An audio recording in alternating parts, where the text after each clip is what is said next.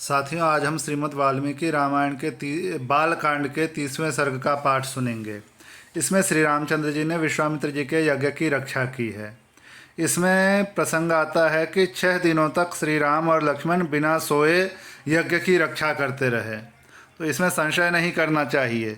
एक तो वे परम पुरुष परमात्मा हैं, तो उन्हें विश्राम की जरूरत नहीं है।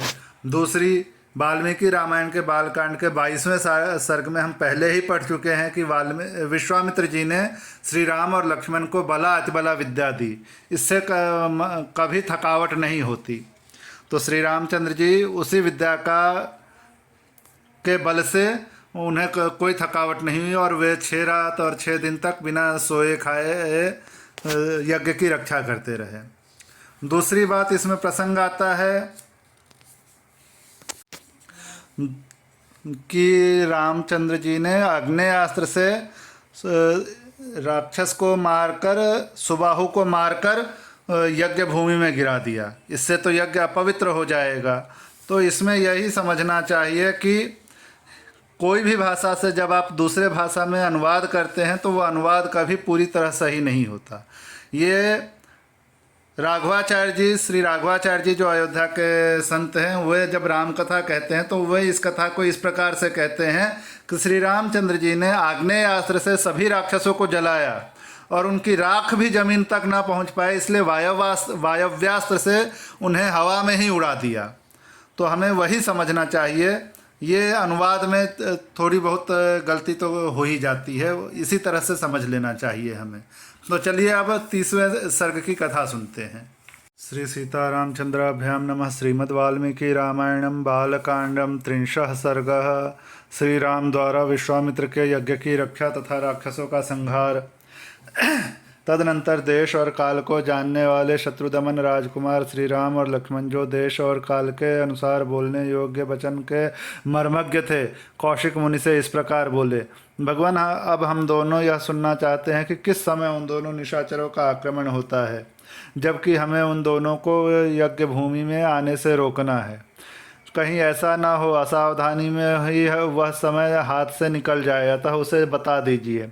ऐसी बात कहकर युद्ध की इच्छा से उतावले हुए उन दोनों ककुत्सवंशी राजकुमारों की ओर देखकर वे सब मुनि बड़े प्रसन्न हुए और उन दोनों बंधुओं की भूरी भूरी प्रशंसा करने लगे। वे बोले कि ये मुनिवर विश्वामित्र जी यज्ञ की दीक्षा ले चुके हैं, अतः आप मौन रहेंगे। आप दोनों रघुवंशी वीर सावधान होकर आज से 6 रातों तक इनके यज्ञ की रक्षा करते रहें। मुनि का यह वचन सुनकर वे दोनों यशस्वी राजकुमार लगातार 6 दिन और 6 रात तक उस तपोवन की रक्षा करते रहे। इस बीच में उन्होंने नींद भी नहीं ली।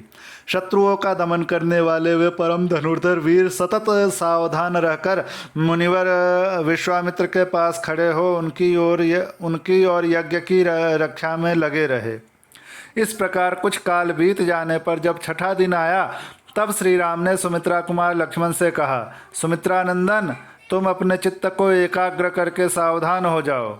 युद्ध की इच्छा से शीघ्रता करते हुए श्री राम इस प्रकार कह ही रहे थे कि उपाध्याय, ब्रह्मा, पुरोहित, उपद्रष्टा तथा अन्यान्य ऋत्विजों से घिरी हुई यज्ञ की वेदी सहसा प्रज्वलित हो उठी। वेदी का यह जलना राक्षसों के आगमन का सूचक उत्पात था। इसके बाद कुश, चमस, श्रुक, समिधा और फूलों के ढेर से सुशोभित होने वाली विश्वामित्र तथा ऋत्विजों सहित जो यज्ञ की वेदी थी, उस पर आहवनीय अग्नि प्रज्वलित हुई। अग्नि का यह प्रज्वलन यज्ञ के उद्देश्य से हुआ था। फिर तो शास्त्रीय विधि के अनुसार वेद मंत्रों के उच्चारण पूर्वक इस यज्ञ का कार्य आरंभ हुआ। इसी समय आकाश में बड़े जोर का शब्द हुआ, जो बड़ा ही भयानक था। जैसे वर्षा काल में मेघों की घटा सारे आकाश को घेर कर छाई हुई दिखाई देती है, उसी प्रकार मारीच और सुबाहु नामक राक्षस सब ओर अपनी माया फैलाते हुए यज्ञ मंडप की ओर दौड़े आ रहे थे। उनके अनुचर भी साथ थे। उन भयंकर राक्षसों ने वहां आकर रक्त की धाराएं बरसाना आरंभ कर दिया। रक्त के उस प्रवाह से यज्ञ वेदी के आसपास की भूमि को भीगी हुई देख श्री रामचंद्र जी सहसा दौड़े और इधर उधर दृष्टि डालने पर उन्हें उस राक्षसों को आकाश में स्थित देखा। मारीच और सुबाहु को सहसा आते देख कमल नयन श्री राम ने लक्ष्मण की ओर देखकर कहा, लक्ष्मण वह देखो, मांस भक्षण करने वाले दुराचारी राक्षस आ पहुँचे। मैं मानवास्त्र से इन सबको उसी प्रकार मार भगाऊंगा जैसे वायु के वेग से बादल छिन्न भिन्न हो जाते हैं। मेरे इस कथन में तनिक भी संदेह नहीं है, ऐसे कायरों को मैं मारना नहीं चाहता। ऐसा कहकर वेगशाली श्री राम ने अपने धनुष पर परम उदार मानवास्त्र का संधान किया। वह अस्त्र अत्यंत तेजस्वी था। श्री राम ने बड़े रोष में भरकर मारीच की छाती में उस बाण का प्रहार किया।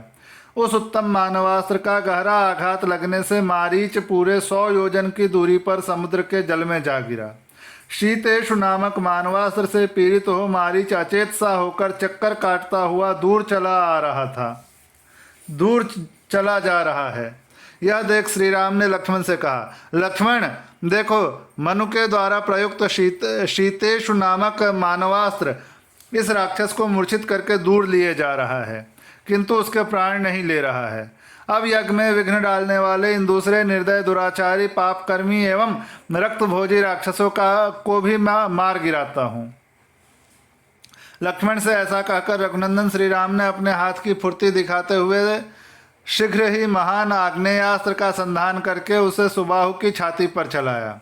उसकी चोट लगते ही वह मरकर पृथ्वी पर गिर पड़ा। फिर महायशस्वी परम उदार रघुवीर ने वायवास्त्र लेकर शेष निशाचरों का भी संहार कर डाला और मुनियों को परम आनंद प्रदान किया। इस प्रकार रघुकुल नंदन श्री राम यज्ञ में विघ्न डालने वाले समस्त राक्षसों का वध करके वहां ऋषियों द्वारा उसी प्रकार सम्मानित हुए जैसे पूर्व काल में देवराज इंद्र असुरों पर विजय पाकर महर्षियों द्वारा पूजित हुए थे। यज्ञ समाप्त होने पर महामुनि विश्वामित्र ने संपूर्ण दिशाओं को विघ्न बाधाओं से रहित देख श्री रामचंद्र जी से कहा, महाबाहो, मैं तुम्हें पाकर कृतार्थ हो गया। तुमने गुरु की आज्ञा का पूर्ण रूप से पालन किया। महायशस्वी वीर, तुमने इस सिद्धाश्रम का नाम सार्थक कर दिया। इस प्रकार श्री रामचंद्र जी की प्रशंसा करके मुनि ने उन दोनों भाइयों के साथ संध्योपासना की। इस प्रकार श्री वाल्मीकि निर्मित आर्ष रामायण आदि काव्य के बालकांड में 30वां सर्ग पूरा हुआ।